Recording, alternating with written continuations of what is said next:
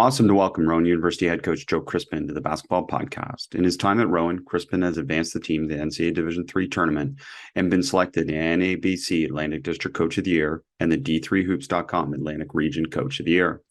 Crispin is a former college standout for Penn State who, over the span of an 11-year professional playing career, played for approximately 28 different coaches in the NBA, ABA, CBA, Greece, Poland, Italy, Spain, Turkey, and Ukraine, and completed his fourth season as head men's basketball coach at Rowan University. Joe, welcome to the podcast. Thank you for having me. This is going to be fun. And let's start with something really interesting. And that's your team was fourth in the country in scoring last season, third in tempo, and according to you, not good offensively.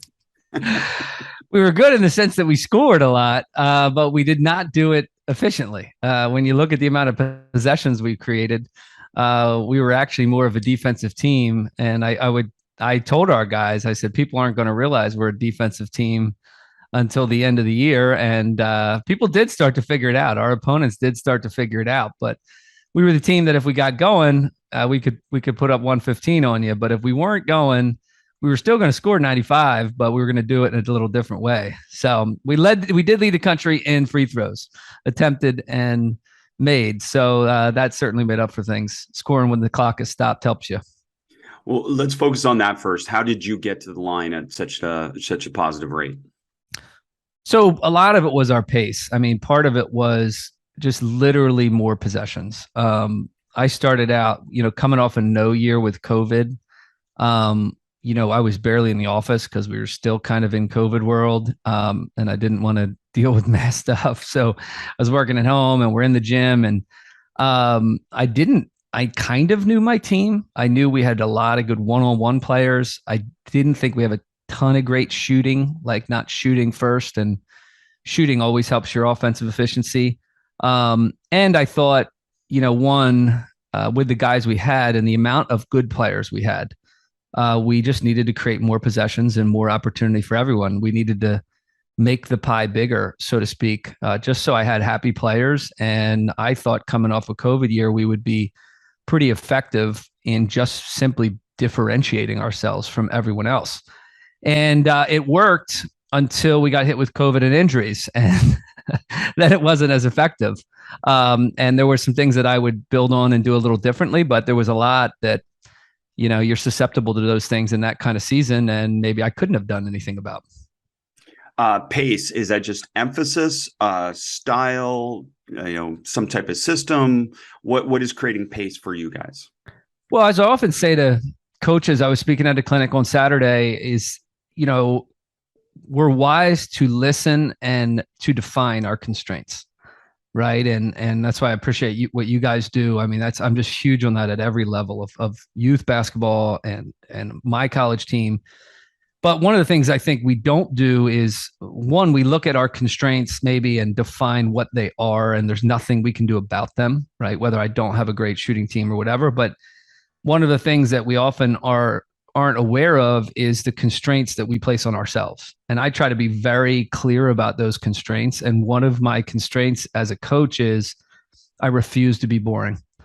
I literally can't be boring. I think it hurts my recruiting, and I don't necessarily love chasing kids down. So I'd want them to come to me. And the only way they come to me is if we're trying to score 100 points a game.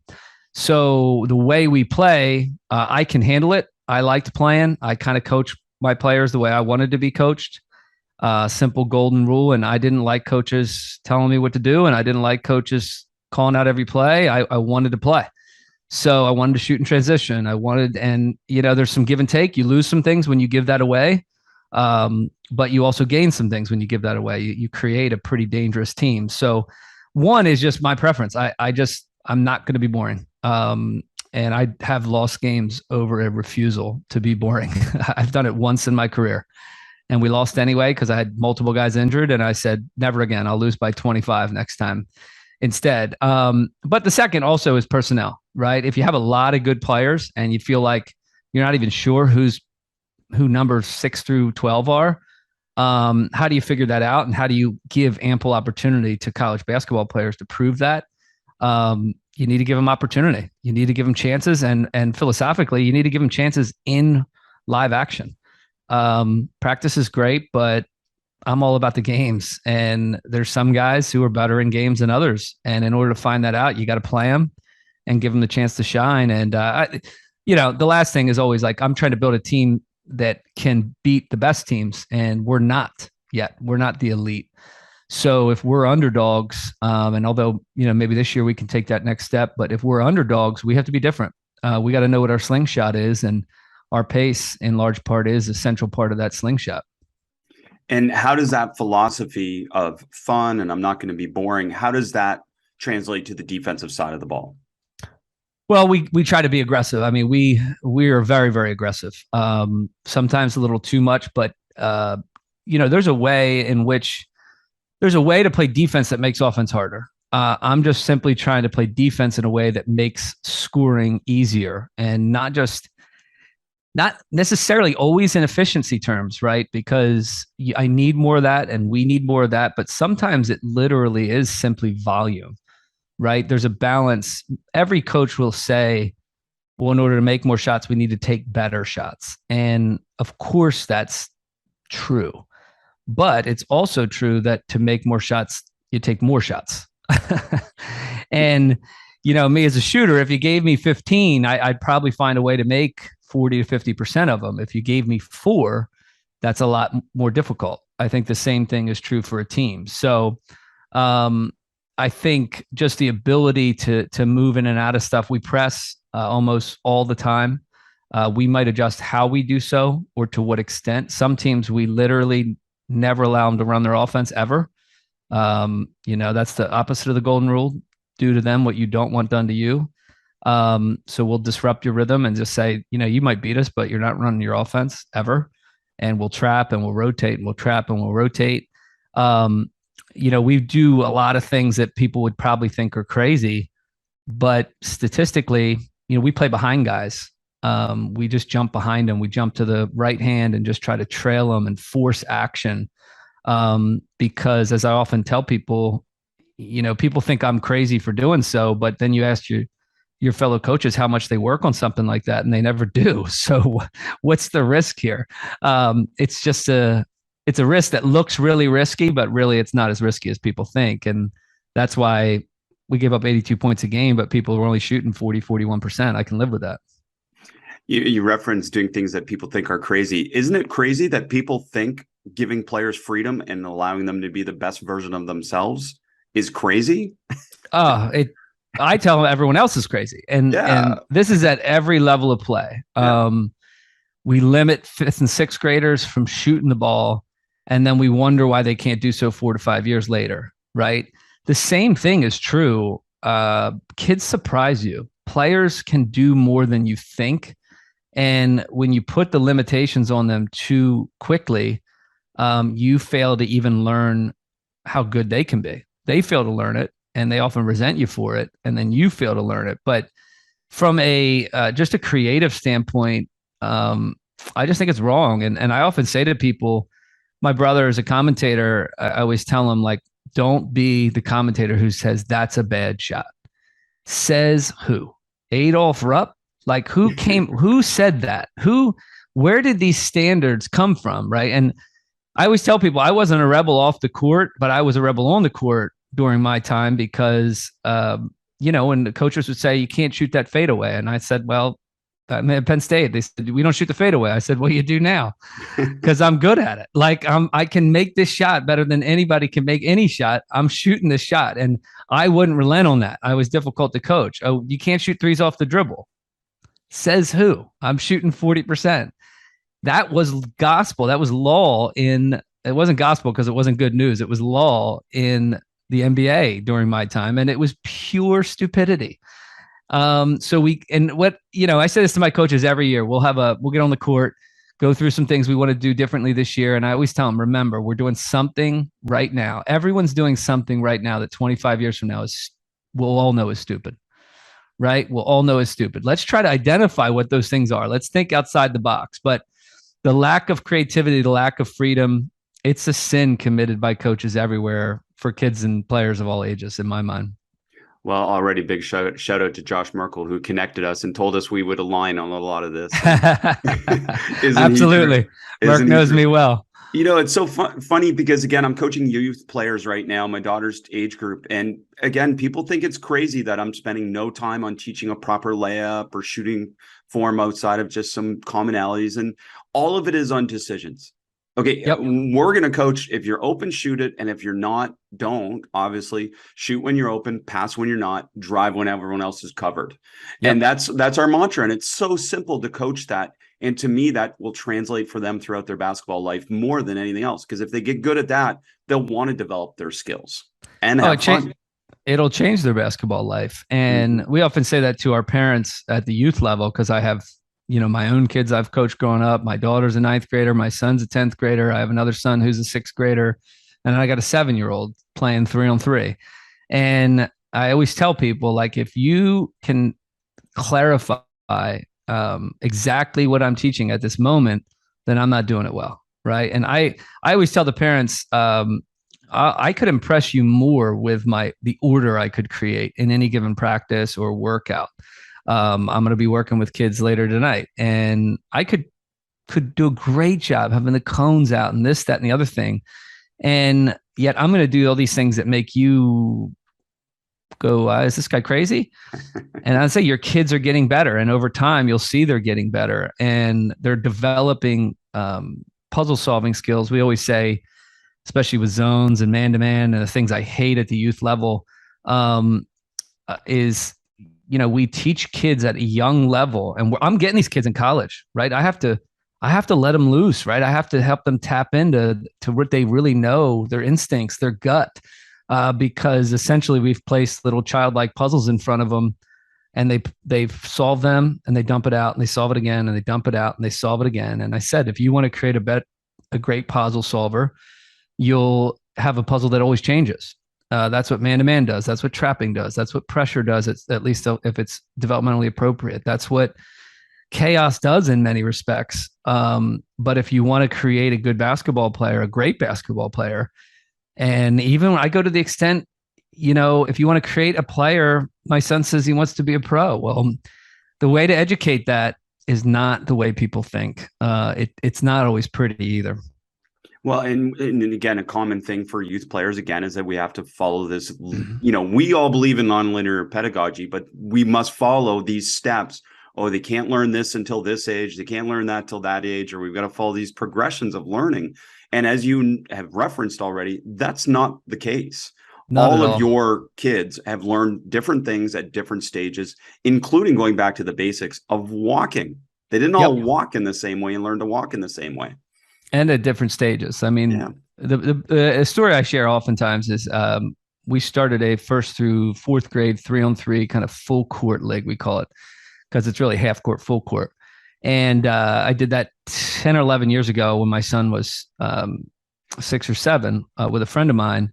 And there's clips of it online, the way we do it. And I often tell people that early on, nobody was doing this, right? And I had a friend of mine whose son got involved, and he goes, after about 3 weeks, he said, if I didn't know you guys, I would think this was insane, because kids are traveling a little bit, they're doing that, and they're, we got to educate them. Oh, remember, you got to pass the ball, whatever. Very loosely, broad-based structure or lack thereof. But they learned the game. But his next line was the best one. He said, but he's improved more in 3 weeks than my older kids had in years.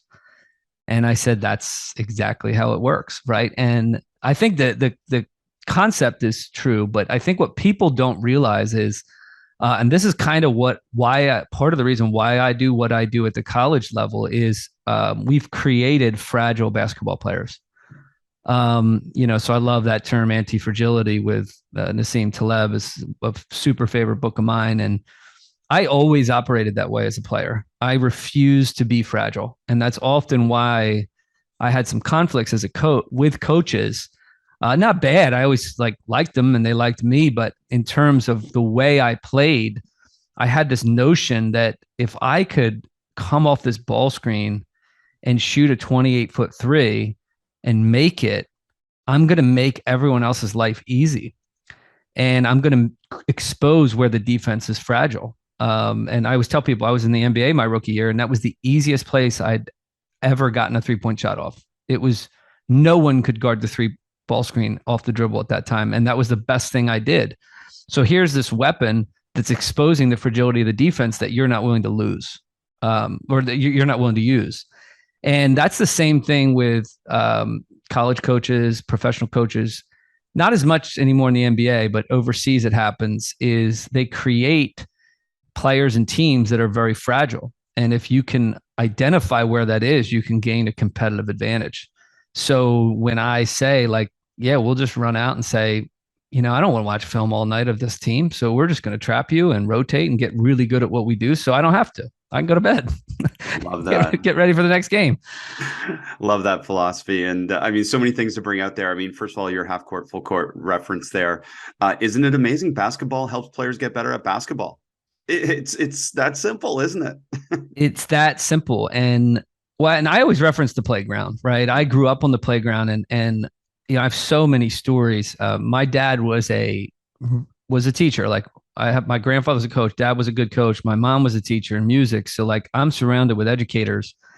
Didn't necessarily love school, but love sports. But I remember early on when I started with the youth stuff, I just said to my dad, like, there were things you assumed about us growing up that you could assume. You could assume we were out at Kendall School playing 6-on-7 and 3-on-3 and 21 and 1-on-1 and 2-on-1 and all this stuff, and by ourselves and being creative and using our imagination.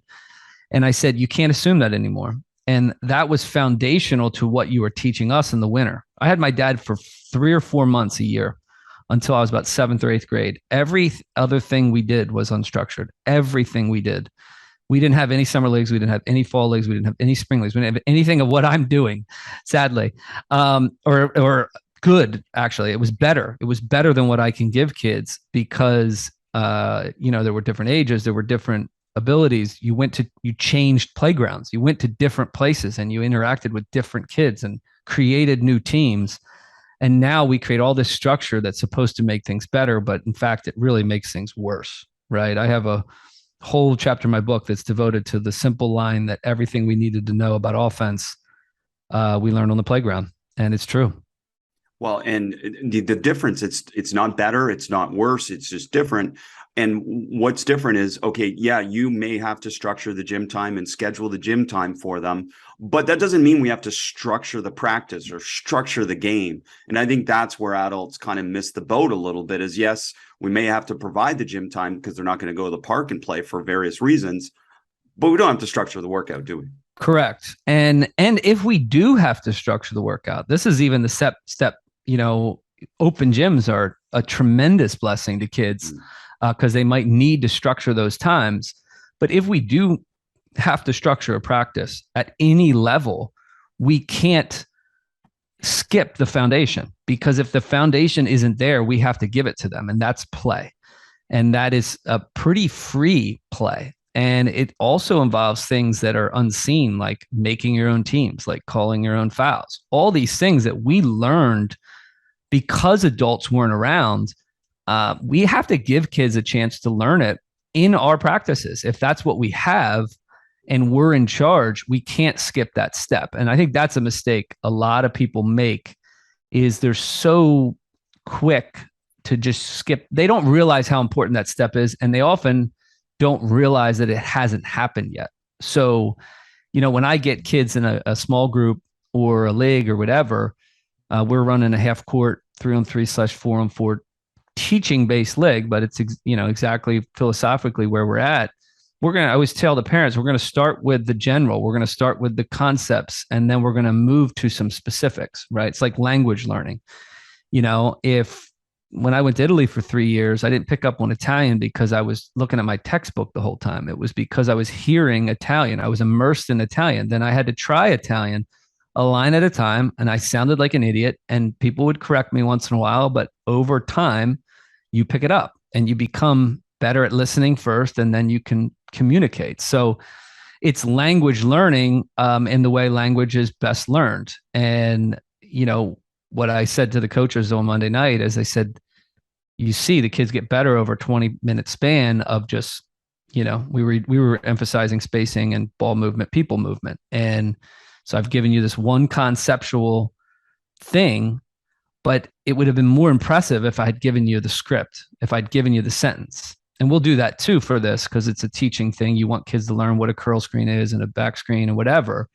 We'll do that too, but the concepts and the big picture comes first. And that's I just use all these analogies all the time, and it's true for every single level. College players today, I hear it from so many coaches about what these kids lack, and oftentimes these are guys who have been in college their whole career, so they don't know why. And I just always tell them, like, if you spend more time at the youth level, you'll figure out why. Your book, Offense Wins, A Player's 12 Foundational Principles for Great Basketball Offense, available on Amazon. I know you won't plug it that way, but no, thanks for the plug. Yeah, no, I appreciate it. I probably should. It's out there. I forget I wrote it. Well, hopefully after this, people will read it and connect more with this because, I am on your side. Like, I really think we can do better in development, but we often think of development as, again, fundamentals. And when we think about fundamentals, we've got to redefine it because you just explained what fundamentals are. Yep. It's space. It's finding space, creating space. It's not a dribble. It's not a pivot. It's not these things. They can learn these things to add value. But the initial part is just learning how to space and learning how to play. And that applies to both offense and defense, doesn't it? It applies to offense and defense. And it's a retraining of the gut in many respects. So if we're training offense and defense well, we can train them at the same time. And, that's a mistake I think a lot of coaches make at every level is, they operate like offense and defense happen in separate universes. And they're so intertwined. I mean, you want your offense to be great with an advantage. Well, you want your defense to be great at a disadvantage. So those two things are not mutually exclusive. You can work on those things at the same time every single day. If you just do shell drill with no defensive disadvantage, all you're working on is the beginning. And what I often tell coaches is I said, and I might be an extreme sometimes. Sometimes I got to work more on the beginning as a college coach, but I spend the vast majority of my time working on the end, not the beginning, on offense and defense. The end of offense is we have a slight advantage that we want to build upon and get a good shot.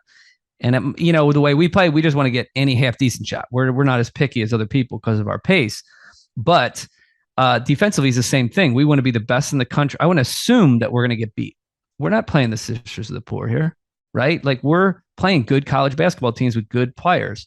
We want to be great after we get beat. And those things are not mutually exclusive. They can be worked on at the same time. So even defensively, people think it's skipping steps, but I use my son as an example because him and his friends have been a lot of guinea pigs for this kind of thing growing up. But we never grew up doing shell drill. I mean, it was minimal, right? As they got older and they got a little more advanced, we might refine what they already knew. But the bulk of it was 3-on-3 play, 4-on-4 play. All right, fly by games and trap the ball and then go stop it, or any number of things we could do to create an advantage for the offense, because the younger the kids are, the more the offense needs an advantage. Well, the kids have good instincts flying around defensively, not because I've shown them film, not because I've broken things down. It's because we've put them in the context of this disadvantaged play or advantage for the offense, depending on how you look at it. And they just know. And what I often say to him is, if I asked you, how did you know to go do that? Or how did you know that guy was going to be open? Or how did you know to throw this hook pass across court to the guy in the corner off this ball screen? He knows now. The answer is, I don't know. I just knew. That's the kind of player you're trying to create. You're trying to play a player who can play with his guts. And, I attract these kind of players because this is my philosophy. And when players see it, they know it when they see it. Right. And they know they want it. So they end up, transferring here. And usually the good players want that. But there's plenty of kids who can't do that because of the way they were brought up. They need this same puzzle over and over and over again. And I think they're pretty fragile and they're not as effective, sadly, because of it. Well, I'll promote your book, and you just promoted my membership community, because that's exactly what we share. Yeah. That advantage, disadvantage, and figure it out, and Oh, give them figure it out's freedom. my favorite three words. That's I my say it favorite all three the time. coaching word. Yep. It's all the time, and I say it all the time as a parent. I say it all the time as a coach. Figure it out. I can give you an answer that I think is the best answer, but that doesn't mean I'm right. Yes, because your answer might be different than mine. And I said it to my players all different, isn't it?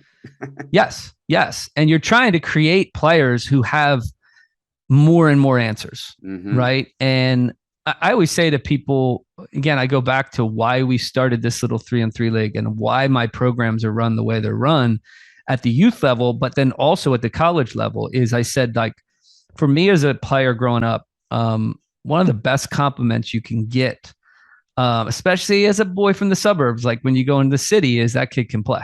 Like, he knows how to play. And I always say to people, what do we mean by that? Right? Like, we mean a lot of things. That's a loaded thing. It means you can essentially go into any context in the world and play. So you can go to some guy who's running a set every single time and make that work because you have the language to understand what he's teaching, right? And if you want to survive long enough in the basketball world, you're going to encounter that, right? But you can also go to the city playground outside your element and make that work too, right? And, especially speaking as somebody who played in the pros, I went to the Lakers and we're running the triangle offense, and I had to understand the language well enough to at least hang and make the team and give myself a chance. But then 3 months later, I'm playing for somebody that, wants to score 150 flying up and down. Well, you don't really have a choice about, if you can't make that work, you can't get a paycheck. So your ability to speak the language and play in different ways and find a comfort level there, it's a basketball education. And if you haven't been given that education, you will fail and you'll lose some of that and you'll limit your opportunities. So the broader the experiences, the more you can increase that language in diverse ways, the more you're somebody who can just figure it out, the more opportunities you give yourself. And it's just an incredibly underestimated value. Playing in the triangle, did that help your philosophy? Because the essentials of the triangle is obviously it's a structure, but then within that structure, it has a solution or a possibility to anything.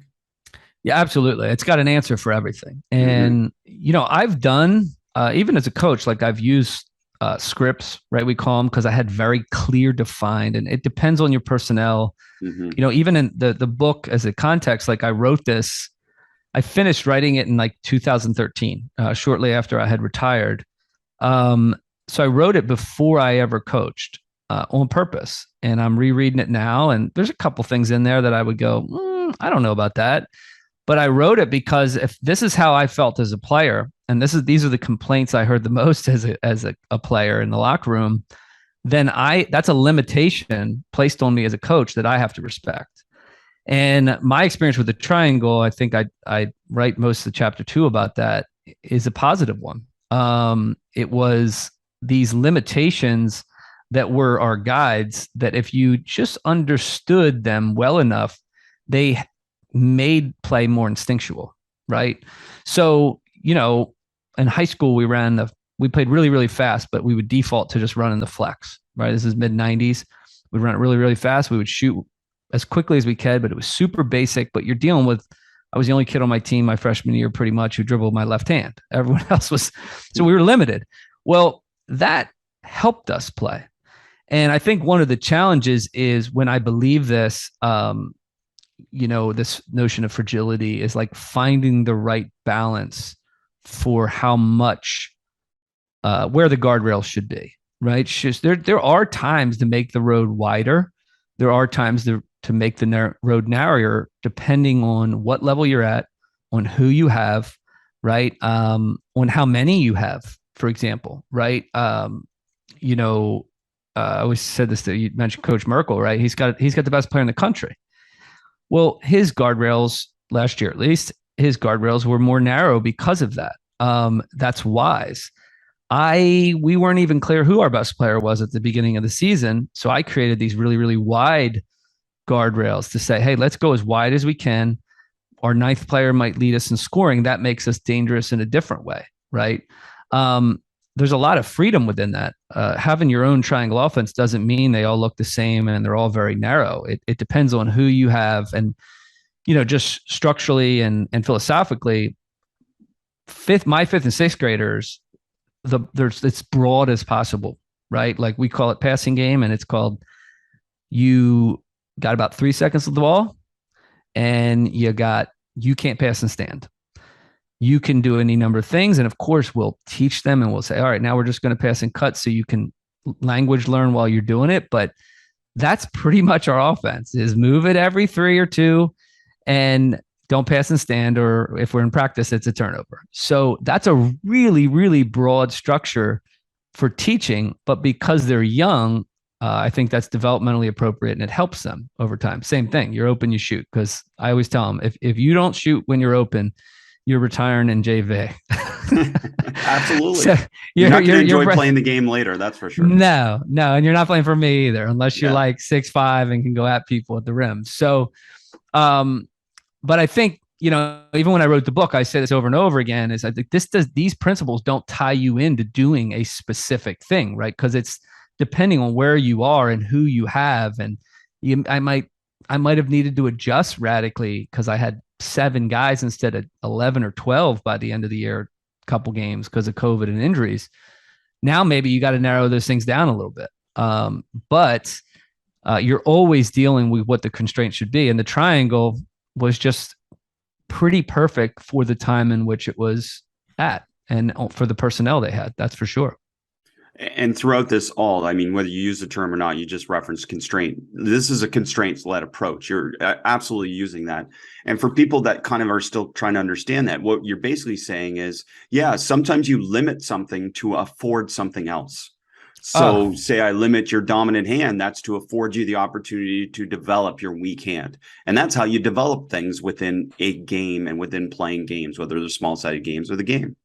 Yeah, I was speaking Saturday to a group of coaches pretty much all about this. And they asked, like, is there anything you do that isn't like this? And I said, no, I just can't escape it. It's just the way I think. And again, the story I tell is I said from 1997 to about 2012 or 13, I might as well have been on a spaceship. I mean, I was not involved in coaching or youth basketball or AAU. And when I came back and started investigating, I retired because I wanted to coach. I didn't have to retire. I just kept saying no to jobs. At this point, I don't know what I was thinking because I got paid better for that. But I wanted to coach. And so I started investigating and just checking out the scene and youth levels and everything else because I started, doing those things. And my first reaction was, what in the world are we doing? I didn't. And again, I come from teachers and coaches. So I did have a teaching philosophy, whether I realized it or not. It was given to me, whether I realized it or not. But a lot of it was just, this doesn't make any sense to me. So, when I worked out back in the day, we would do a 3 dribble limit. And if I lost, I would do a 5 dribble limit because I never lost that to my friends. I was better off the bounce. Well, when we started playing 1-on-1, I thought, I don't want these kids taking 7 seconds jabbing people down. So, all right, guys, you got 3 seconds. We're doing a closeout. You got 3 seconds to score. You got 3 seconds to shoot. All right, guys, now you got 5 seconds because you're attacking from half court. All right, now you got 5 seconds, but these catch and shoot ones, or 3 seconds, but these catch and shoots are worth 5 because I want you to shoot them. And everything else is worth 1, 2. That's what came to mind, right? If I wanted this kid to learn what I wanted to learn, and I often say to youth coaches especially, but it's true at the college level, with all kids today, you want to trick them into learning what you want them to learn. Always, not as much as possible, literally always. So what's the game, coach? What's the rules? What's the limitations are just normal questions we ask in our program.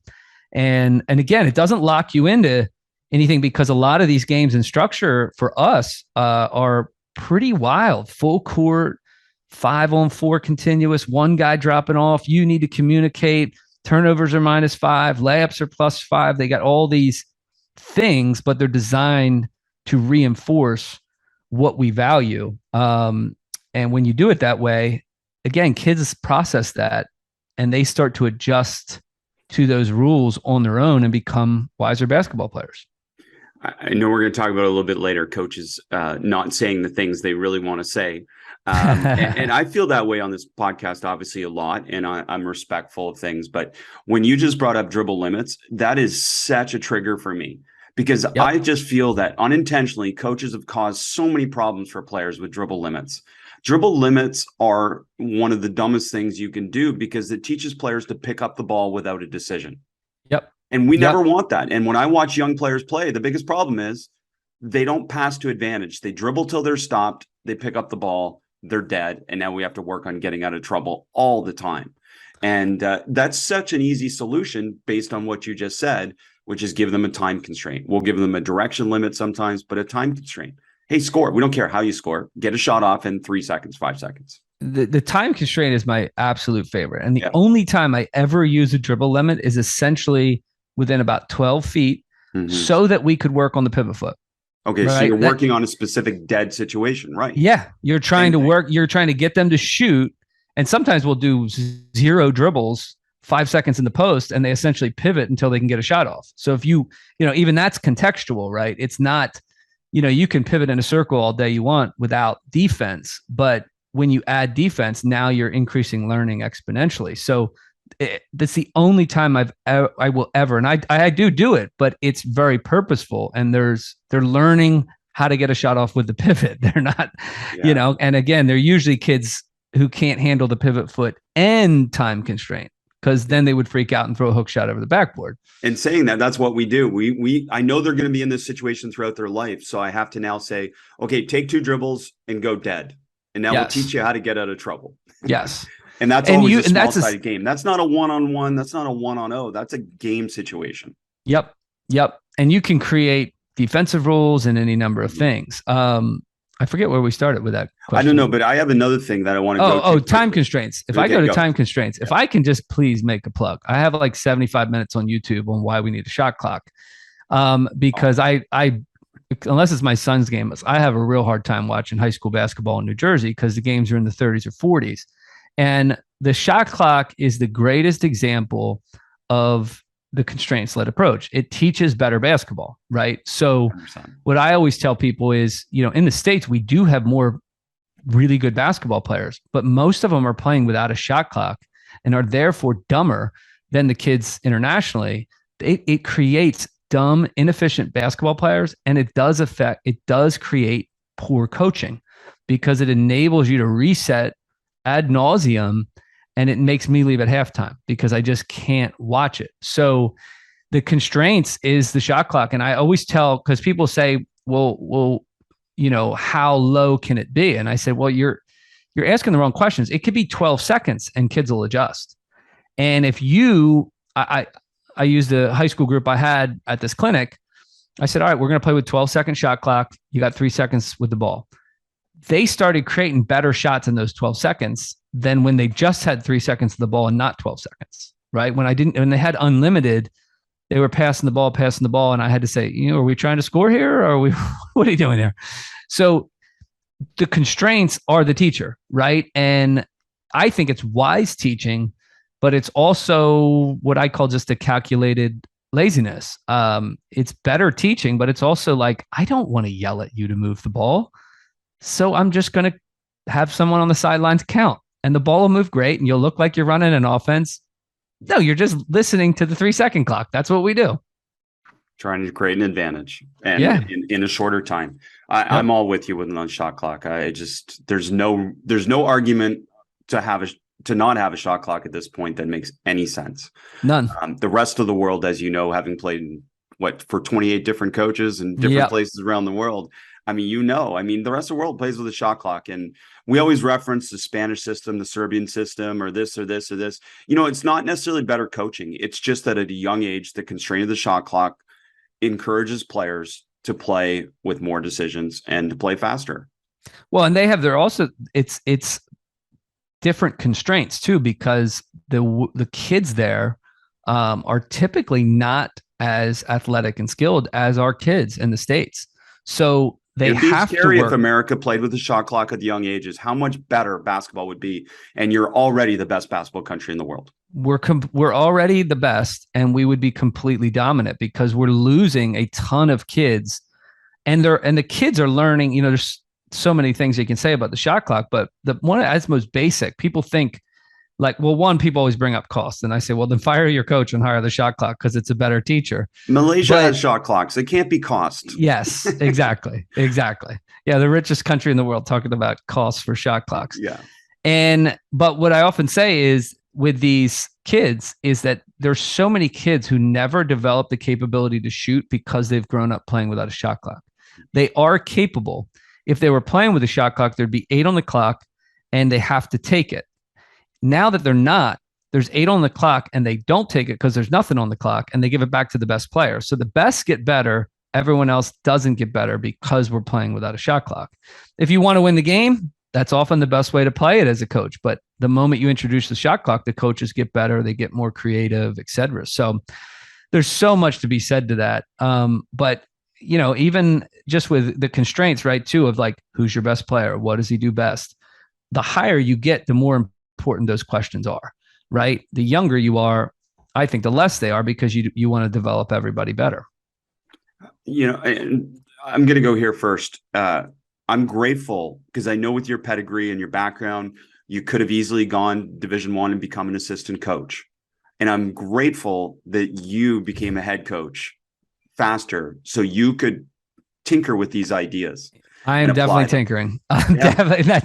But I think there's a lot of coaches that probably feel the same, but because of the allure of obviously moving up in levels and all that, and rightly so, I'm not judging that, but we lose out a lot of creativity because of that as well. The security of a job versus the reality of being able to tinker like you are. Pressure and paychecks. Yeah. That is often what makes you play it safe. Now, I have never been one to play it safe. I'm pretty strong in my beliefs, always have been. And I want players to have fun. And I think I can explain what I believe well, enough to justify it in the press conference. The other thing I always say to my brother, it's the pressure, it's the paycheck, and it's the press conference that often dictates someone's philosophy or someone's decision-making as a coach. So, my brother's even said that to coaches who make millions. They'll say, "Hey, what's your brother up to?" And he's like, "Oh, Joe, he's trying to score 100. He's trying these things. A couple of them don't work." And sometimes they don't. Sometimes I go, I don't really like that. I got to change that, right? There's things I'll do differently this year because of it, because I literally am tinkering, and I'm free to, because when we lose on Wednesday night, I might be the only one who really, really cares. And that's kind of true, right? Yeah. But I'm the only one staying up late thinking about what I should have done. So at the higher level, I get that. But I think we're losing a lot of cool basketball creativity because of those 3 pressures, and because of the way coaches typically respond to those pressures is, when you get to that level, my brother has said it. And when somebody asks and says, "Oh man," they usually say like, "Yeah, I would love to do that." My brother says, "You can't." And they say, "What do you mean I can't?" And he says, "You make too much money. There's too much pressure. You got to go to the press. And if you do this," and when he says it to a man, they'll go, "That totally is true." And it is true. I think the sad thing is it's more effective than what people think. And that's the thing they underestimate.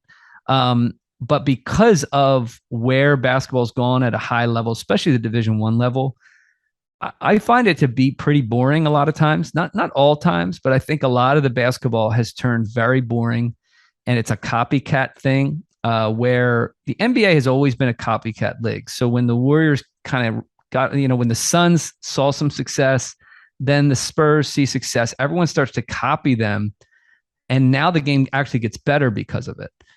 In college basketball at the high level, we used to have a lot of diversity, and everyone talks about diversity now and only skin color, but we're talking about the way teams play. We had Loyola Marymount, and people remember that, but they were the extreme. We still had Oklahoma averaging 90 to 100. We still had Texas doing that under Penders. We still had all these pockets where, in Final Four games that were in the 90s, right? And nowadays you have only the best teams with the ability to do that. And I don't think people are thinking clearly enough about that, because if you're the underdog, you really need to differentiate yourself. But I think what most people are doing, is just all trying to play like Goliath to keep things close so that at the end of the game, they have the normal coach answers that are all cliche and a bunch of nonsense because is that we're going to do this and we did things the right way and then they executed better than we did. No, they didn't. Neither team did. The other team's best player hit 2 shots and your team didn't. Like that's what really happened in the game. That's what the real story was. You didn't execute your plays and this kid made a play and made 2 tough shots and your kid didn't. That wasn't execution, right? I watched the game. But that is what flies at the press conference. So therefore, that's how we'll play. And there's risk. There's unbelievable risk involved in that, but it's hidden risk that people have just come to accept and act like it isn't there. And that's a whole nother. My brother and I were actually just talking about that one on our new radio thing. Well, and I agree with what you're saying, but where I consider there to be no risk is to change how you practice. Because the press aren't watching how you practice. And that's where I still feel I don't understand why people don't consider playing basketball the best way to transfer things to a basketball game. And these drill-based on-air practices featuring a lot of one-on-0 skill development stuff, we know that's not the best way to develop players. And we're still holding on to this notion from a textbook 50 years ago of what basketball development is. And we're just smarter. Like even the things you've said in this podcast, there's evidence, research-based evidence in teaching and learning circles behind everything that you've said that is supported. 100%. And a lot of it are what educators are trying to do in the classroom. I think the thing is at high levels, oftentimes they're full of people who haven't developed those teaching skills. I mean, that's one of the reasons why that's where I am. You know, I'd like to coach at a Division I level someday. I'm in no rush. I have a great life and maybe I don't know, but I want to become an expert teacher first. And usually what gets you the job isn't the same thing that makes you really good at the job at that level. And 100%. That's because frankly, a lot of administrators have no clue what they're doing. Search firms don't know what they're actually looking for. It's a game, right? It's like he's tied in with so-and-so and the agents are involved. And I'm just not playing that game. I already did that game for my professional career. I don't need that. But is it to become great at something, particularly in the realm of teaching, you have to do the same thing we're talking about with these players. You have to diversify your teaching circles, right? So I always tell people, my first 2 years, I was with the men's and women's teams at Rowan. I did not want to coach the women's team. And yet I learned more and enjoyed it more than I ever would have imagined. I did not set out to start a bunch of youth basketball stuff and think through all this stuff. And I actually, another plug, I forgot I wrote a handbook about all this stuff for the season and I got to update that. But I just did it. I do things just because I'm passionate about it and do it. And then I don't forget all about it. But, and I want to learn as much as anybody. But I think that notion of teaching and philosophy, that's not emphasized in our current climate. Now, if frankly, like I think a lot of what sells people on getting a job is what looks good on Instagram or Twitter. And it's not substance. It's just nonsense that's not that important of like, hey, I went to 45 events in the last 30 days. That it means nothing. Like these are the kind of things that like you have to work hard, right? You have to recruit, but it's a lot of it is nonsense. A lot of it's a game people are playing. It's not anything of any real substance, but that's what flies right now. And I'm just not the kind of person who can fake it. We'll have to do another podcast on things we feel are overrated in coaching because I'm sure we both have lists of those things. But it does strike me. I mean, I get the importance of recruiting. I know recruiting is important. I know having good players is important. You know what is also important? Being able to develop those players, being able to coach those players. And I just think the NCAA Division I model especially is just so much emphasis on recruiting that it negates that other part quite a bit. And how about if you had someone on your staff that could just coach the crap out of those players and help them improve? Like that puts it in a situation where you've got the best of both worlds. 100%. And in terms of development, I mean, there's a lot of creative development people out there. But one of the things I always say to people, developmentally, right? And I'm at Division III. I can't work with my guys in the off season. So I'm pretty limited. So I have to teach them how to develop themselves, right? Like that's what I view my job is of like, I have to give them their own pedagogy. Like I have to help them understand how they learn during the season, and then like explaining these things to them. And usually I have a couple guys who get it and can kind of spread those ideas, but kids won't develop, they won't develop skills that you don't allow them to do them in a game context. Right. And if they're not able to do it in a game context, they're not going to work on it in any sort of isolated way. Right. Even a way that is helpful. Right. Kid going out and tinkering with things on their own, I think is great. I did that for years, but I have a shooting gun. I don't think it's the best, but I have one, and there's some value to that. I prefer the rims up at Kendall School that are all different height. I think that's a better teacher. That's a whole nother topic. But is what I found is if you don't prove to kids that they're going to be able to shoot this open three in a game, if they get good at it, they won't work on it. So then all your workouts are simply show. And I'm not into that. And it looks good and everyone's sweating and it's real hard, but you're not getting that much better. You're not really improving as much as you think you do. The game, and this is what I say to kids in our leagues, I just tell them, like, one made 26-footer in a game context, even 3-on-3, even 4-on-4, even in a half court league like we run on Monday nights, it's worth like 100 makes by yourself. I have no research. I have nothing to support that. I just know I want kids who make shots in games. That means you need to make them in games. That doesn't mean you need to make them in games with a scoreboard. It just means it needs to be a game context. So if you're playing one-on-one, there's a hand in your face. And, again, I return to my son, and my daughter's, she loves getting on the Dr. Dish. We got a Dr. Dish in our backyard. She loves that. I'm glad she loves that. But I tell her, put that away, get your 7th grade brother out here, my 12-year-old, and play one-on-one and don't shoot any layups. Now, that doesn't mean I don't value, she has learned a lot through, her form and her ability to shoot in a short period of time. She's a late starter. But I think you need to play more one-on-one, right? That's how I grew up. My dad was always like, play one-on-one, play one-on-one, play one-on-one. Like, I'm going to work in the yard, you go play one-on-one. Figure, like, that's how you get better. And there's a lot of wisdom in that. There's a lot of wisdom in that. And again, you never shoot in a game without a decision beforehand. So it is a decision. That's what you're saying. You're creating decisions. That's right. So the example I always give is when you tell a kid, you have to shoot that. And his response is, I wasn't open. Yes, you were. You just didn't realize it. And when I hear that, I think, okay, we need to do way more 2-on-2 with closeouts, one-on-one, where I'm rewarding you shooting the ball, because you have to learn that you are open in that context. You didn't know it because you don't have enough game experience. And we're talking about kids who are good shooters. We're not talking about kids who, that just shows me they've spent too much time on the gun, right? Man, you got all that. 100%. Yeah. You've got all that, right? And that's one of my complaints, about shooting. And that's something that I did a shooting group this summer where I kind of made some videos for kids each week and something to think about. And they're usually thoughts that kids don't consider. That's one of the things, a book I want to write called The Soul of a Shooter, about the guts of shooting, about risk assessment, about all these things that we're not developing in kids. When I shot 33 shots in my second high school game, 24 of them were threes. I only made 7. Now, my team played very fast. I had a coach that was very aggressive. I was our best shooter or close, and I was the only guy who could really do things off the dribble. So they weren't all good shots, but my teammates weren't all shooting good shots either. But those kind of experiences developed something in me that made me who I was as a player. That wasn't pretty to watch.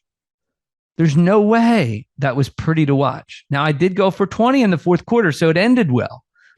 And we almost won. But there were games that I didn't go for 20 in the fourth quarter. And fortunately, people don't remember that. They just remember the ones I scored 40 or 50 or in high school or 35. They think it was 40 at Penn State. I'm like, I never had 40, but I'm glad you think it was 40. But those kind of learning experiences aren't pretty. And yet we're not, if you want to develop these players with these capabilities, these are the things these are the freedoms you have to give them, right? And that leads to a whole nother thing about like kids going to higher levels and transferring up schools. And then they wonder why they're not good in 2 years. Well, because you've been a role player. You've just been a role player your whole life. You spent 7 years as a role player, and you've developed this one really good thing that I don't need right now. And yeah, you don't realize it. I feel bad, but if you want to develop as a broad-based, really wise basketball player, I need you to play bad more for those 7 years instead. Do you recruit any players based on how they defend in high school? No. Yeah. Not at all. Okay. And I'd like more people from a development perspective to understand that, because everyone talks about, well, blah, blah, blah, blah. I'm like, get really good at offense. Yep. Don't you feel that you can teach defense to them? Well, I mean, you're talking to me, right? I know, but I'm just saying, I think we've got to start to change that mentality too. Well, I mean, me personally, not just as a coach, I wasn't a good defender. Yeah. Right. In high school, we averaged 85, 90 points a game. And we would just say, why don't you guys go score? Because we're not going to wait for you. Like, we need to get this game moving. That's essentially what we did, because I'm playing with my brother. He's amazingly talented offensively. And, he's a better example, but you can pick up on those skills. And again, I was never a great defender. So my son is a way better defender than I was. He's got great hands, not the quickest, but he's got a good feel for defense. I always wanted to give him that. But when push comes to shove, offense does win in more ways than you think. It opens up doors and opportunities. And you want to develop these broad-based skills of offense. So you do want some skills that you can make world-class. But I think when we think of that developmentally, like kids say, well, I want to have a skill that I'm a world-class at this skill, right? That's later on in life, right? You don't want to develop that too early, right? You want to set the stage so that you can develop it, but you also want to develop it in a way that's pretty distinct, pretty specific later on. Well, the example for that for me would be like shooting deep threes off the dribble, right? That's something that my son is pretty good at for his age and he could become world-class if he wants to. Right. That's up to him. He's going to have to put a lot of work in to get there if he wants to be that level. But how do you get to the point where you have that possibility? It's not pretty, right? And you need to play in a lot of environments where you fail and don't look good. And it can mean the weekend as long as you care, as long as you're willing to lose, right? I lose 70% of my youth games because of it, because I want them to develop all these skills. Now, when I get to my college players, now we go, okay, I want you to develop, I want you to move, but not tonight. It's Wednesday night and we're here to win a game and we want to win by 25. And I don't need you shooting a fadeaway 15 footer because I got him and him who are better and you can finish around the rim. Now you specialize, right? But we're in practice in October. I got to find out, what can you do? What have you been working on all summer?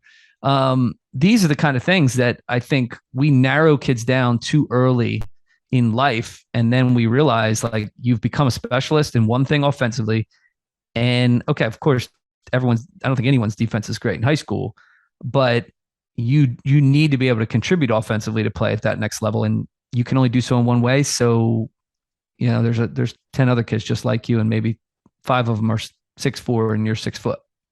It's just you're trying to create adaptable, independent, anti-fragile players. 100%. Those are kids who can play. They can play anywhere, as you said. They can play, and we use that in our program. I mean, we're a public school. We've kind of had ups and downs as a program, and recruiting for us is, we want to be anti-fragile in the way we recruit. So we have a lot of transfers because we're that kind of institution. I also think older players are better, and I like kids who have suffered. So they're fragile in some respects because maybe they've had a negative experience, but they're anti-fragile in the sense that they've learned that they don't like something. So they're clearer about what they want as players.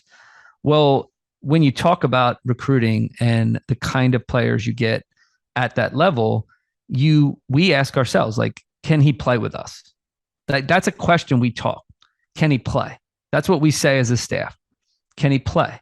Well, what do we mean by that? That doesn't mean all my players are very different. They're very different. Usually we don't want more than 2 of the same, right? We can handle 2 if you're pretty similar, and maybe we can handle 3 or 4 if you're like crazy knockdown shooters. But usually you got to be able to do something else too, good defender or whatever. But we're always asking that question: is can he play?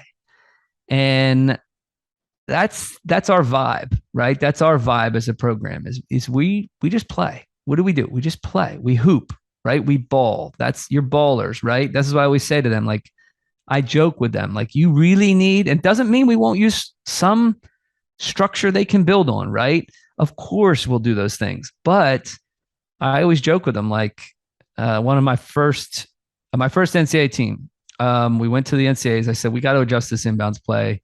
We had 1, but we could do like 4 different things off it. And it was up to them to make that read. And it was very, very effective for us.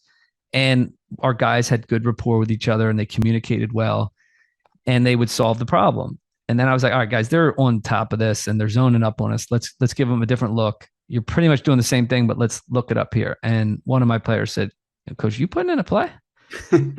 And I said, so naturally I turned it on him and I said, whoa, timeout. I said, I was under the impression that we were some serious ballers around here. I thought that's who I had as a team. Am I wrong? Do you need more help from me?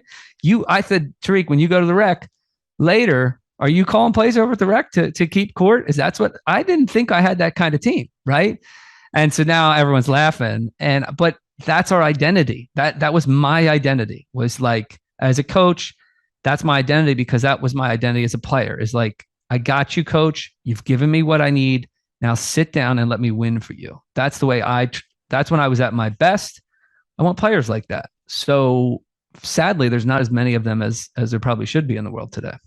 Yeah, but if we develop them the right way, according to a lot of the stuff you've shared here, there will be many players like that.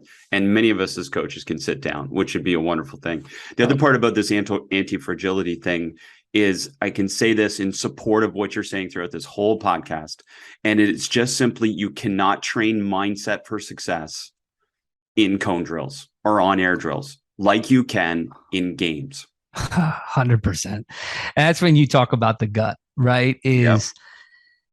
What does it take to be the guy who, I've said this to especially my best players over the years. There was one clip on YouTube of me in Italy, and I remembered it, but somebody had sent it to me, and we'd missed something last minute. I remember the game. It was against Scafati. We were the best team in the league that year.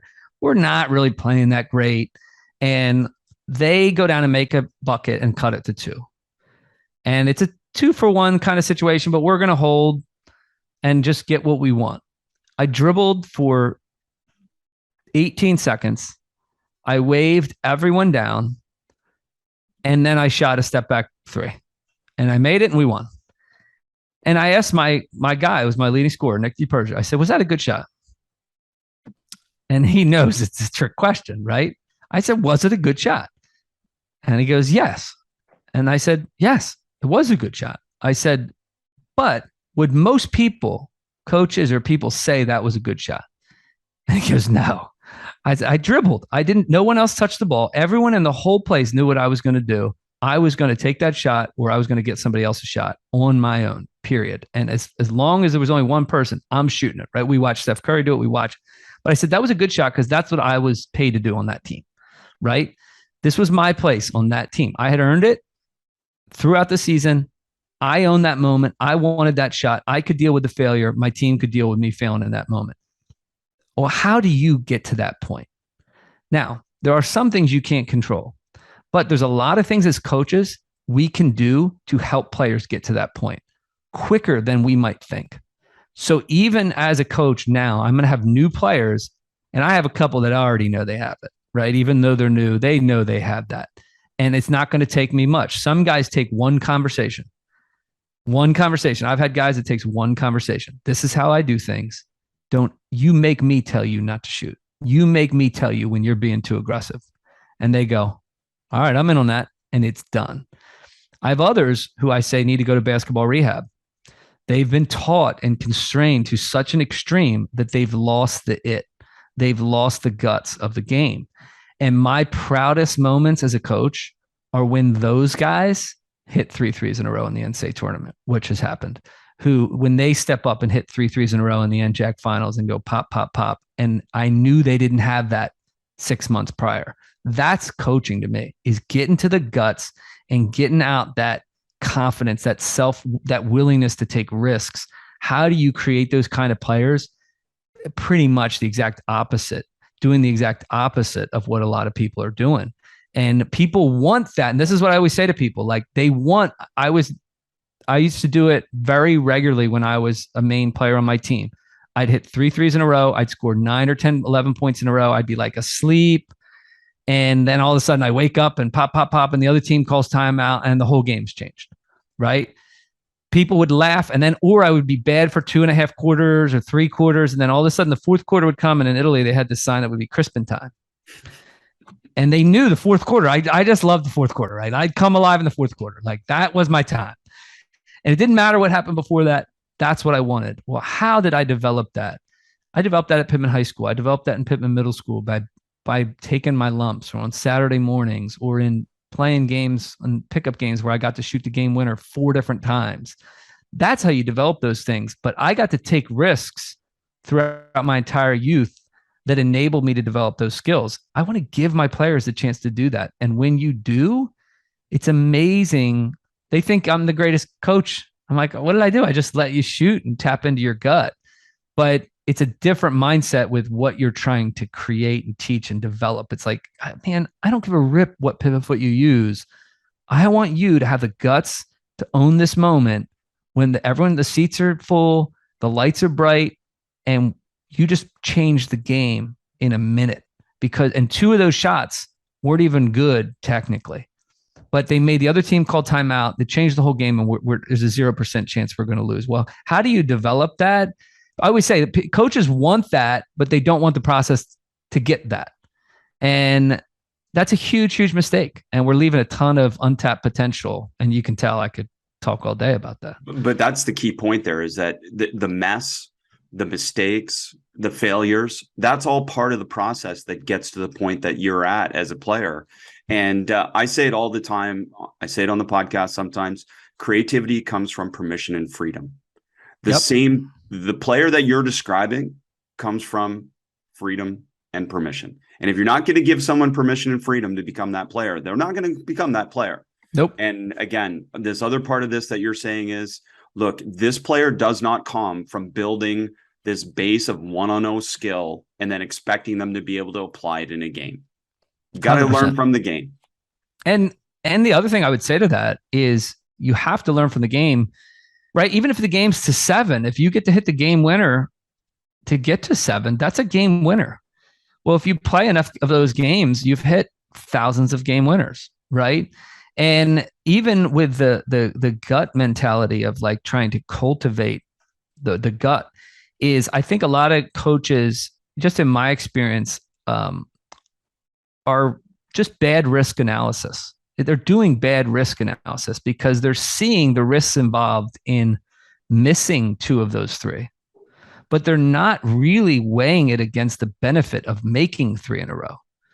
And there are such tremendous benefits. The one story I always share is when I was in Spain, I got there mid half of the year, and I was a wild card, right? Like, I played like Curry before there was Curry, right? And I wasn't as good as him, but I don't know. I could shoot the 3 really, really well at a high clip, but I didn't do it in the normal way. And a lot of coaches struggle with that. We had a coaching change while we were winning, and probably 3 weeks into this coaching change, 4 weeks, I had a game where I had 35. We won by 20. There was 11,000 people in the gym in Spain. It was wide open and it was fun, and we beat them, and it was a nice little win. And they brought me in the office a couple of days later to watch film, and they had broken up all my shots individually, out of context. And so I'm watching, right? And I'm 28 at this point, I guess. And I'm pretty stuck in my ways to a point of like, I know who I am, right? Like, if you don't like it, I'll go somewhere else. But this is how I can help you. And what they were showing was like how outside the offense this was, right? I'm 1 on 4 and I'm pulling up for 3 and I'm hitting it. And there's 11,000 people going crazy. Then there's another clip where I pull up from, mid-range and I miss it. And well, I like this one. I didn't like this one. I didn't like that. And so essentially what he was saying was, I didn't like how you scored the 35 to help us blow the other team out by 20. And his English wasn't great. So it was kind of hit me and the assistant coach. And I'm trying to explain him. And I just said, listen, like, you just brought me in here and you neglected the entire context of the game. So I made the other team call 2 timeouts. They only get 4 or 3, I think, in that league. What's that worth to you? Right? What's that? Where is that in your risk analysis? Right? We won by 20 and we broke the game wide open. And oh, by the way, I scored more in the first half than I did in the second half, because in the second half, they made an adjustment to all these things and my other guys were going off. So you are sitting here breaking down the game of page 11 in the textbook that you have in your mind, and you've lost the soul and the guts of the game. Well, guess what else he lost? He lost me. He lost me. I'm just like, dude, I have a skill that nobody else in the league has. And now I'm not really believing in what you're doing because you don't really understand what I can do to help you win. And eventually we ended up losing in the semifinals, and he played me less than he probably should have. And we were loaded. We had no business losing. But that's what happens. And we do that to kids in every level: college, high school, JV, freshman, 6th grade, for crying out loud. Like, how many 5th and 6th grade coaches are yelling at kids not to shoot and to get the ball to the kid who hit puberty 2 years before everyone else, who's not going to grow another inch, by the way. And then they're going to wonder 4 years later, they're going to be yelling at the opposite kids to shoot, and they're going to wonder why they can't do it, right? It's so wrong. But it's also the contextual. This game is messy. This game is about feel. This game is about guts. And if you are a good risk assessor, you'll realize that if you let your players tap into that, you will lose at times because of it, but you're going to win more. And I think, as a college coach, I think you'll attract better talent with a little less work. Come to think of it, I think. Coach, so many amazing things. Thank you for sharing with us. I cannot wait to watch your team of 5 Joe Crispins on the floor all the time. That's my dream, to watch that. Well, we always try to keep it fun. And that's where we tell people, especially locally, say, hey, now if you come watch us, the one thing I can assure is we're never boring. That doesn't mean it's perfect every night or it's always pretty, because if you don't bring it, sometimes it's not. But and that's the last thing I'd leave you with, is like, basketball is supposed to be fun. As a player, I often was too intense and too concerned about winning, but it's supposed to be fun. You're supposed to be able to stretch yourself and your boundaries. And I think when you tap into the true joy of it, you often increase your chances of winning at the same time.